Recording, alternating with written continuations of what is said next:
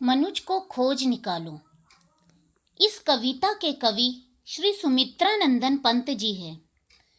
सुमित्रानंदन पंत जी का जन्म हिमालय की गोद में बसे उत्तरांचल प्रदेश के ग्राम कौसानी में 20 मई सन 1900 ईस्वी को हुआ था। 29 दिसंबर सन 1977 ईस्वी को इनका निधन हो गया। सुमित्रानंदन पंत जी की कुछ काव्य कृतियाँ निम्न प्रकार है: ग्रंथि, गुंजन, ग्राम्या, युगांत, स्वर्ण किरण, स्वर्णधुली, कला और बूढ़ा चांद, लोकायतन, चिदंबरा, सत्यकाम आदि।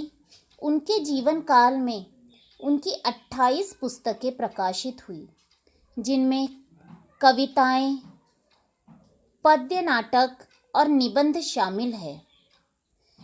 हिंदी साहित्य सेवा के लिए उन्हें पद्म भूषण सन 1961, ज्ञानपीठ सन 1968, साहित्य अकादमी तथा सोवियत लैंड नेहरू पुरस्कार जैसे उच्च श्रेणी के सम्मानों से अलंकृत किया गया। यह था कवि सुमित्रानंदन पंत जी के बारे में थोड़ा सा परिचय।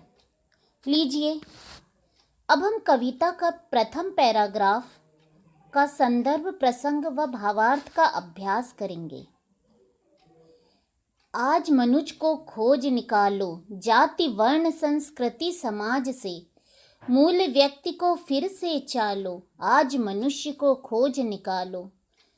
संदर्भ: प्रस्तुत पंक्तियां हमारी हिंदी पाठमाला भाग 7 की कविता मनुज को खोज निकालो से ली गई है। इसके रचयिता श्री सुमित्रानंदन पंत जी है। प्रसंग: प्रस्तुत पंक्तियों में कवि सारे भेदभाव को दूर कर नई सृष्टि की रचना करने का आह्वान कर रहे हैं। कविता का भावार्थ इस प्रकार है। कवि नई पीढ़ी को संबोधित करते हुए कहते हैं कि समाज, जाति, वर्ण और संस्कृतियों के बोझ तले दबे हुए मानव को निकाल कर लाओ। अगली पंक्तियां इस प्रकार है। देश राष्ट्र के विविध भेद हर, धर्म नीतियों के समत्व भर, रूढ़ी रीतिगत विश्वासों की अंध यवनिका आज उठा लो, आज मनुज को खोज निकालो। संदर्भ व प्रसंग पूर्ववत ही रहेगा। लीजिए, प्रस्तुत है भावार्थ। कवि कहते हैं कि सभी भेदभाव मिटाकर धर्म व नियम कानूनों में समानता लाकर सदियों से चली आ रही रूढ़ियों व अंधविश्वासों के पर्दे आज उठा लो। लीजिए, प्रस्तुत है अगली पंक्तियां। भाषा भूषा के जो भीतर, श्रेणी वर्ग से मानव ऊपर, अखिल अवनि में रिक्त मनुज को केवल मनुज जान अपना लो, आज मनुज को खोज निकालो। इन पंक्तियों में भी संदर्भ और प्रसंग पूर्ववत ही रहेगा।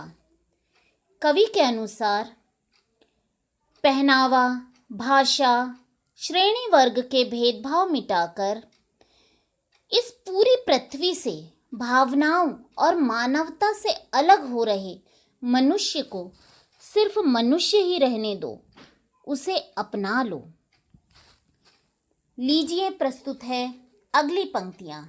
राजा प्रजा, धनी और निर्धन, सभ्य असंस्कृत, सज्जन दुर्जन, भव मानवता से सबको भर, खंड मनुज को फिर से ढालो, आज मनुज को खोज निकालो। इन पंक्तियों के लिए भी संदर्भ व प्रसंग पूर्ववत ही रहेगा। लीजिए, प्रस्तुत है भावार्थ। कवि कहते हैं कि राजा, प्रजा, धनी, निर्धन, सभ्य, असंस्कृत, सज्जन या दुर्जन, जैसा भी मानव हो, उसे मानवता से परिपूर्ण करके टुकड़े टुकड़े होकर बिखरने से तुम ही बचा सकते हो।